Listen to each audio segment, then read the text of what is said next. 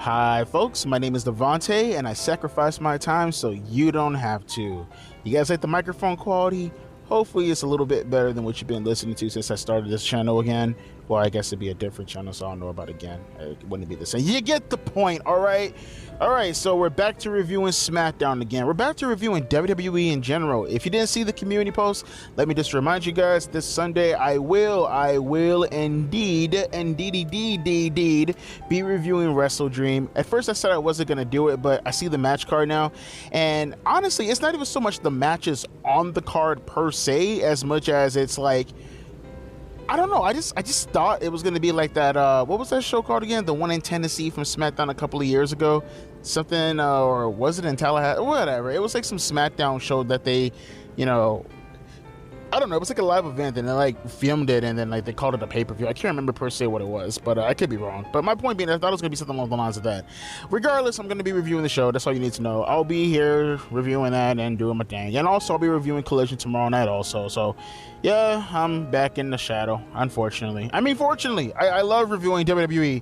It's the greatest thing of all time. No one has a gun to my head and are forcing me to say, okay, let's get to the lineup for tonight. Let's see. We have the WWE United States Championship on the line with Rey Mysterio versus Santos Escobar. We have Charlotte Flair versus Bayley. We have the Grayson Waller effect with Bobby Lashley, or as who said it? Was it Brock Lesnar? Bubby. That's not my purse. I don't know you. I heard John Cena's supposed to be here tonight also, so that should be okay. Hopefully we get some surprises. Hey, actually, you know what I actually did hear today? I heard that SmackDown is supposed to have some big heel turn. Where was it from? Sportskeeda. Sportskeeda said yesterday that we're supposed to be having a huge heel turn for tonight.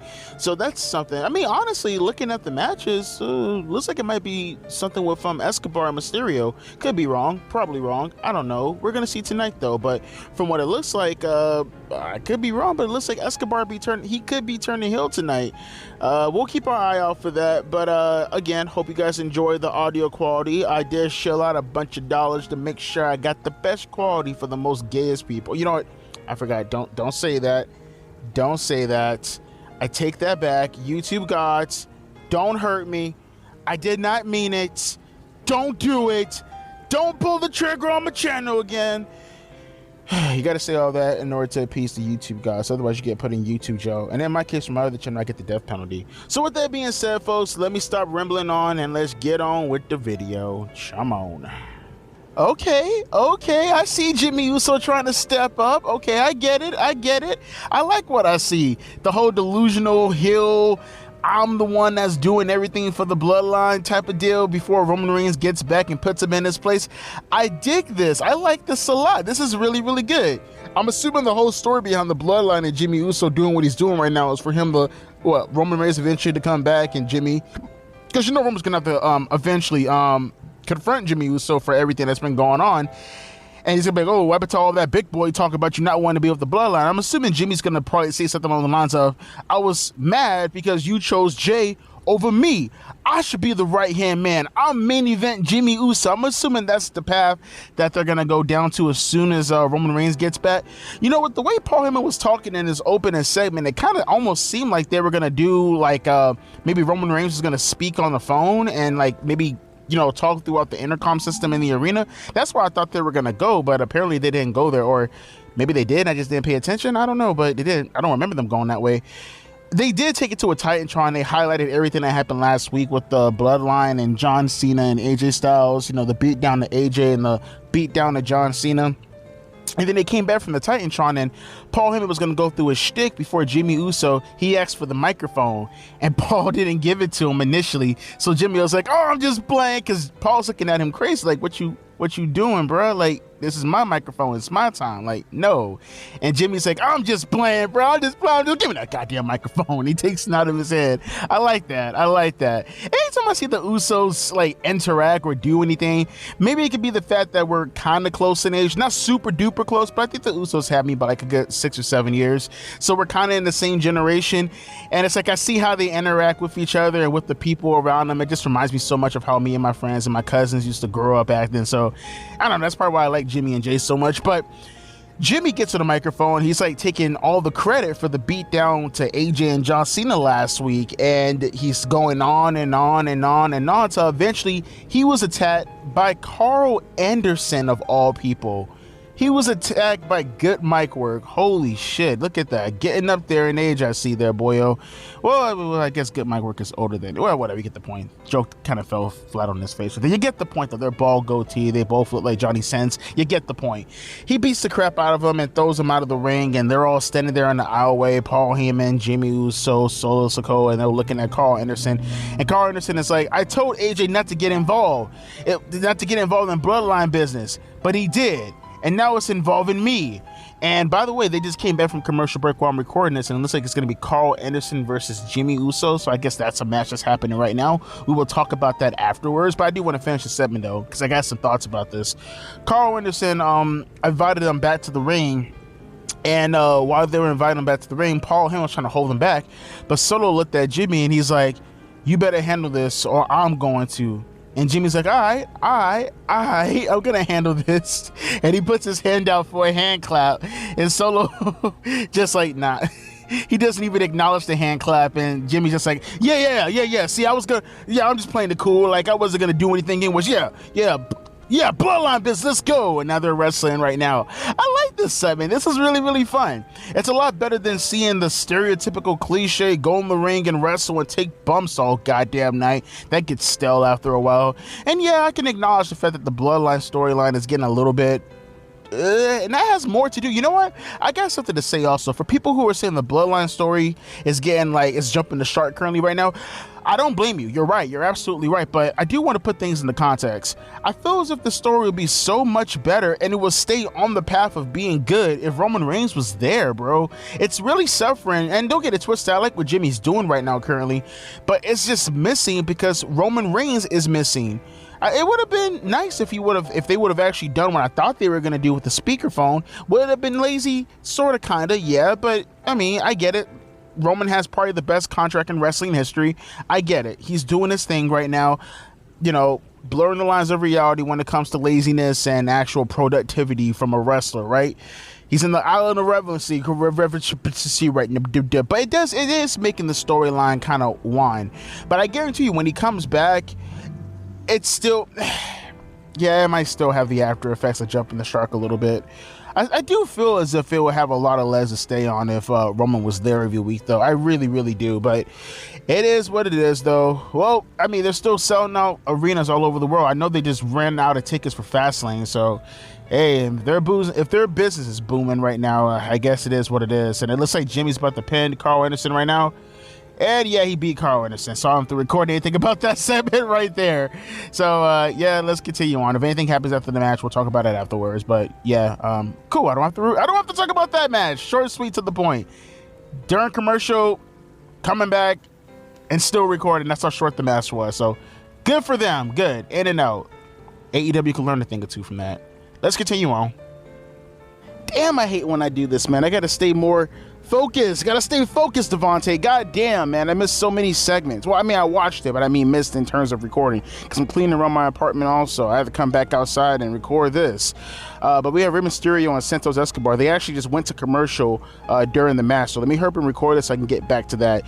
You had Baldhead Lashley come out, and he was a guest on the Grayson Waller effect. What's his name? Grayson Waller? Grayson Willy Wonka? What? How did I do that? What did I... Okay, whatever.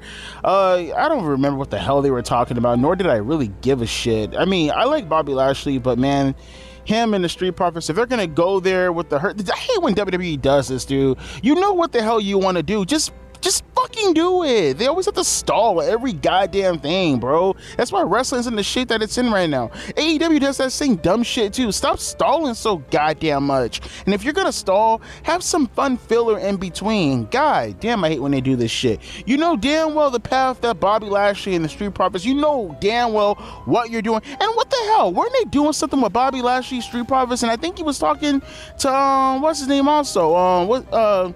I forgot his name now. Christian Casanova, the dude in the Indies. What's his name nowadays? I forgot his fucking name. You know what I'm talking about, though. The NXT champion. I know that sucks that I forgot his name already, right? But my point being is, though, weren't they doing something with him and his friend with the dreadlocks? Whatever, man. My point being is, so they did have a little bit of a promo segment, and Bobby Lashley was saying some shit that he doesn't give a fuck about, and then he left the ring, and what's his name confronted him, the Street Profits, and he's like, prove it to me, show me how tall your booty hole is, show me how wide your booty hole is, can it fit me, and if it can't fit me, then prove that it can fit me, and if you want to prove that it fits me, spread your cheeks, nigga.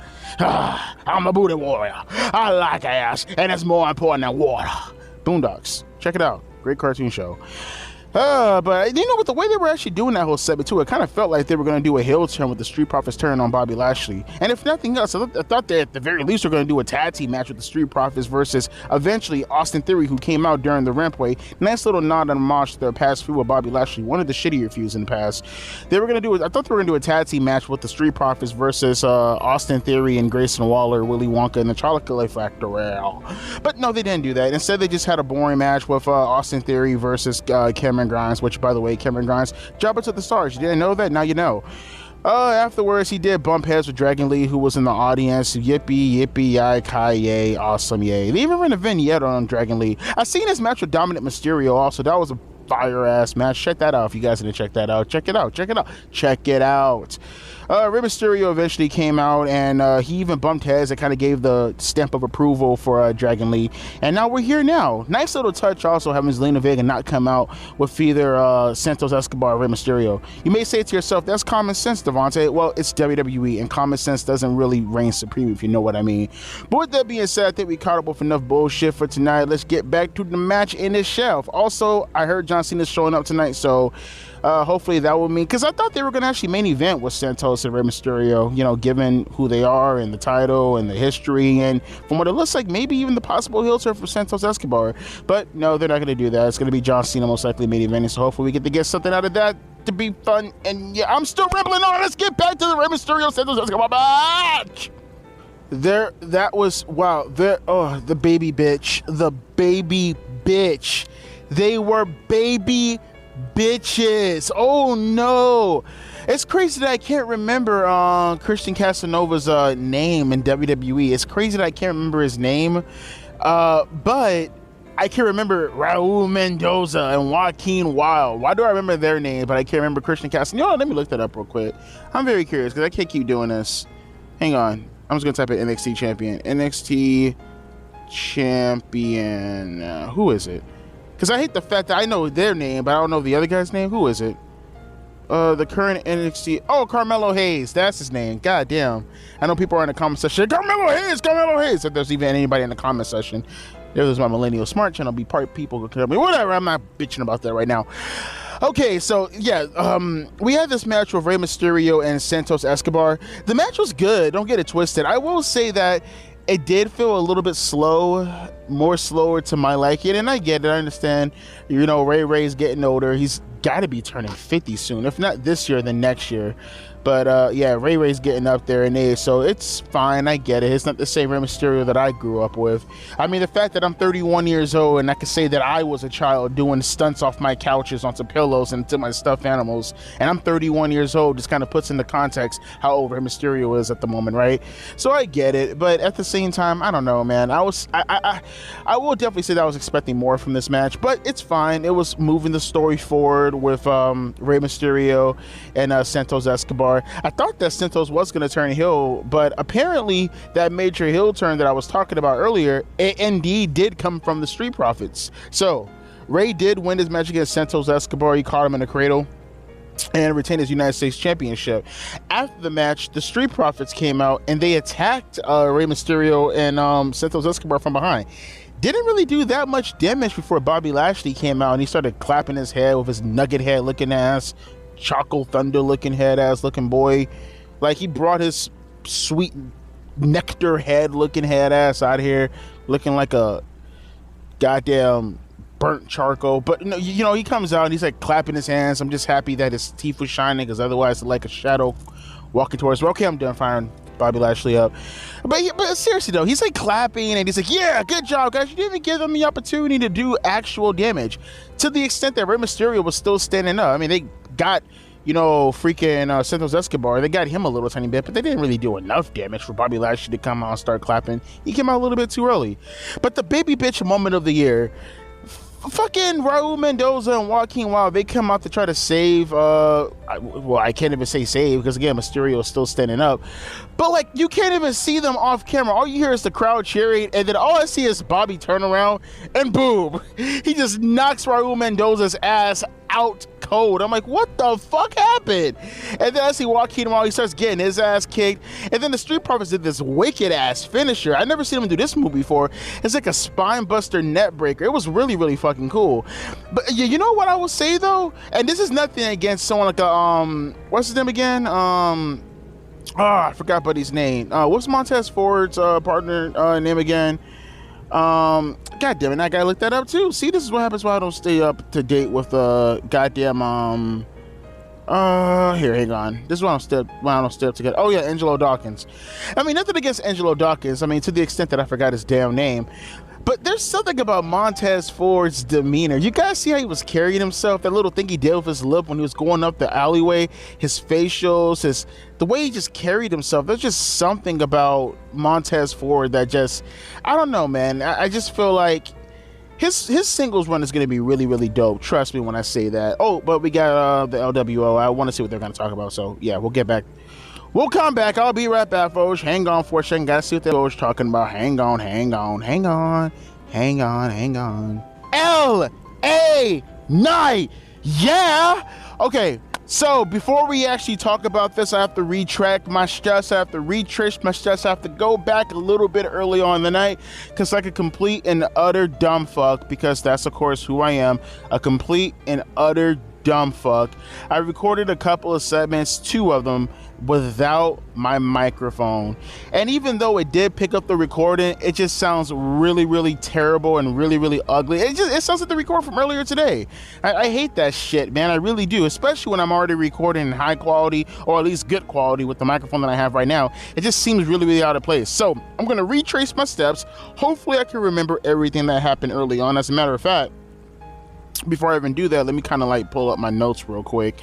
Last thing I want to do is say, oh God, Brie Bella's coming back. What is this? Ex-WWE star Brie Bella confirms her wrestling comeback. No one, absolutely nobody asked for that. Oh God, I'm trying to come back and look at some of the coverage from Smackdown, and I see this nonsense. Good God almighty. Wow, okay, I'm sad. I'm very, very sad. Nobody asked for that. Absolutely nobody. Even Brie Bella's mom, her daughter, her son, Bryan Danielson, nobody asked for this. Why is she coming back? You're like 40 and you sucked when you were 20. Stop. No. God. No. Okay, let's continue on. Let's see. So I want to go back to what I was talking about earlier about Santos Escobar and Rey Mysterio. They did confirm that they're going to do something in regards to a tag team match with Bobby Lashley and the Street Profits, or maybe it's strictly just the Street Profits. Unfortunately, I was recording, and that was one of the times where I had my microphone out, so I didn't quite hear what they were saying. I caught the very, very end of it when I turned back up my TV, but unfortunately, I didn't hear what they were actually alluding towards as far as a match at Fastlane, but they will have a match at Fastlane. So that's one thing. Then we had Charlotte versus Bayley in a one-on-one match, which, by the way, it was very distracting seeing Charlotte come out and she had like CF right on her pussy. I'm just saying, like, this is just me having my mind in the gutter. I see CF on your pussy, all I can think of is cockfucker. Just saying, maybe that's just me. It's probably just me. Get your mind out of the gutter, Devontae. Regardless, though, her and Bayley had a one-on-one match. Beforehand, Charlotte was making a bunch of comments and referencing the 4 horsewomen and pretty much saying that Bayley is just nothing more than an EO sidekick carrying her backs. She's the original Diesel to her Shawn Michaels, although she's the bigger star and it's kind of weird. But regardless, though, she had her match with Charlotte Flair. She ended up losing because, well, she's Bayley and that's what she does. And afterwards, she was like very pissed off. You know, she hated the fact that Charlotte was so dismissive of her, and she was essentially like, you know, we're gonna destroy you, us and the rest of our jobber squad. Let's go get her, girls. And what do you guys think happened afterwards? Who do you think came out, huh? You know, you have one out of 2 choices. Are we talking about Bianca Belair or are we talking about Asuka?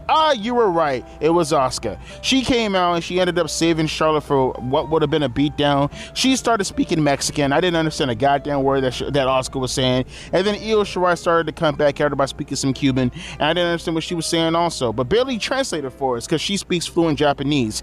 And Bayley essentially said that, you know what? Io Shirai totally said, and she accepts that damn challenge. It's going to be a triple threat match with Charlotte, Asuka, and Io Shirai at Fastlane. And I'm not going to lie, there was a part of me that kind of groaned a little tiny bit. There was a part of me that kind of had my hands over my face, sitting back and like, oh my God, here we go again. Here we go again. Here we go again. What is their obsession with constantly running Charlotte and Asuka in triple threat matches? Like, Jesus Christ. We get it. You love the matches, but good Lord have mercy. Enough is enough. I'm a wrestler. I'm tapping out. No submission move put on me, but I'm tapping out. My mind is being submissioned right now. Got an ankle lock on my brain. Got an ankle lock on my emotions. Somewhere there's a cripple crossface pulling me all the way back with a cord around it. Continuing on. So we had to see the contract. But before we talk about that, a little bit of context. Throughout the night, due to Mia Yim slapping Jimmy Uso in the face, I should have talked about that early on, but, you know, I was busy doing other things with my left hand. Don't worry about that. And she was pretty much pissing off Jimmy Uso, and he took it out on a bunch of people backstage, a bunch of staff. He even took out some of the jobbers, like Ashante the Adonis. B-Fab was there. Kind of thought that she was going to get slapped in the face by Jimmy Uso's foot, but that's okay. Domestic violence only happens when him and Naomi are by themselves and a bottle of liquor is nearby. But regardless, John Cena finally made himself to the arena. He drove in there WrestleMania 23 style without the plexiglass, and he got out of his car, and the first thing I thought of is, goddamn, I want to rob him so badly. That's a really cool car, and it's just unattended. This bastard drove here unattended in his fancy looking goddamn car. I'ma rob that white boy. You had it coming. You can't sit here and tell me that you didn't have it coming because you were totally asking to be robbed. Who does that? No one does that. He's John Cena. Of course he can do it because you can't see him, and by virtue you can't see his car. But I totally saw your car, Cena, and that bad boy's mine. You have the keys in the ignition. I'm gonna rob you. I'm gonna take that. I'm gonna take your wife's butthole. It's all getting taken. Your life's being destroyed by my penis. Where am I going with this? We get to the contract center with John Cena in the ring. He has the contract. He's waving it in his hands. By the way, did I talk about Jade Cargill earlier? I feel as if I didn't talk about Jade Cargill earlier. I'd be remiss if I didn't talk about that. By the way, before I talk about this, I'm just reverting back. I'm still repeating words. Jade Cargill did have a promo, a vignette, referencing all the things that she was doing this weekend and all this other stuff. They were like 20 million hits for Jade Cargill. Already enough views put on her than her whole entire career in AEW, which is not really hard to do because when you're stuck on Rampage and stuck on Dark, not really many people are watching you, so that's pretty goddamn easy. By the way, if she ever wanted to go back to AEW right about now, her skyrocketed price will be off the goddamn charts. I said skyrocket and I kind of messed up the words there, and I'm rumbling on, I'm a mumble rapper. Let's continue on. John Cena comes out with the contract. He's like, I'm gonna fight you guys 2-on-1. We're gonna go full on ripping off MJF. We're gonna do that. Let's do it. If someone doesn't come out here and sign this contract, I'm totally prepared to do that. And of course, Solo Sikoa and Jimmy Uso came out. They started to beat up John Cena. They were like pulling the whole AJ Styles 2016 OC. Beat up John Cena. So let's put him on the announce table. He was going to do some Uso splashes through a table, throw him the turnbuckle. So tell who came out? I'll give you a hint. Did you hear what I said early on during the recording? Let me remind you. L.A. Knight. Yeah. He beats the crap out of Jimmy Uso and Solo Sikoa, gets rid of them. Even hit a nice little, I like that little thing because you know how like, you know, he rips out the Rock with the people's elbow. Well, rather than doing a spine buster, which I totally expected him to do, because if you're going to go full Rock, might as well go all the way in there, right? Instead, he hit a power slam on the Rock, and really more like an Oklahoma Stampede, but it is what it is. I liked how he hit it, though. It was really, like, very snappy. But he hit him with the elbow drop, and then eventually he got rid of Solo and Jimmy, and he signed the contract on the dotted line. So there you go, folks, for Fastlane. It's going to be L.A. Knight, yeah, and John Cena teaming up for the first time ever, because I'm going to do a better job than Michael Cole, who has yet to mention this. For the first time ever, we have L.A. Knight, yeah, and John Cena teaming up for the first time ever. I repeated it twice because I felt like it sucked my dick. Versus Solo Sikoa and Jimmy Uso in a tag team match at Fastlane. I'm cool with that. That's fine. Do I think Solo Sikoa and Jimmy Uso are going to get the win? Actually, I don't know. That's actually a really good question, considering that, you know, LA Knight is super hot, but John Cena is on his way out because the strike is almost over. I think the writer strike is actually over with already. Oh, but then again, they do with that India tour. Or did they already go on the India tour? I think they went on the India tour already, right? Because Shinky had an Intercontinental Championship match before he got released. Yeah, okay, so we're good. Or was it a United States Championship title match? Who's the U.S. Champion? Okay, so it was an IC title match. Regardless, though, it was a pretty good segment. I liked it. It got the point across. It was fine and dandy. I still want to rob John Cena. And hopefully this builds up to eventually being AJ Styles versus Roman Reigns for the United States Championship. See where my mind's at right now? For the World Championship coming up at that Saudi show. That's there it seems like it's going. I can see where this is going. You can't fool me. I've been a wrestling fan for too long. You ain't fooling me. I've been a wrestling fan longer than most of my viewers been alive. I'm alive right now. Do you hear me right now? I'm alive right now. Okay, I'm good. This is what happens when you do too much cocaine, folks. All right, but overall, SmackDown, pretty good show. I liked it. It could have been better. It kind of sucked. It really did suck. No, real talk. It could have been better, though. It was a pretty mid-ass show. Any highlights from tonight's show? Not really. The segment with the Bobby Lashley and all that other stuff kind of sucked. Although I did, you know, Montez Ford kind of stud out a little tiny bit. But aside from that, Rey Mysterio and Santos Escobar, not really.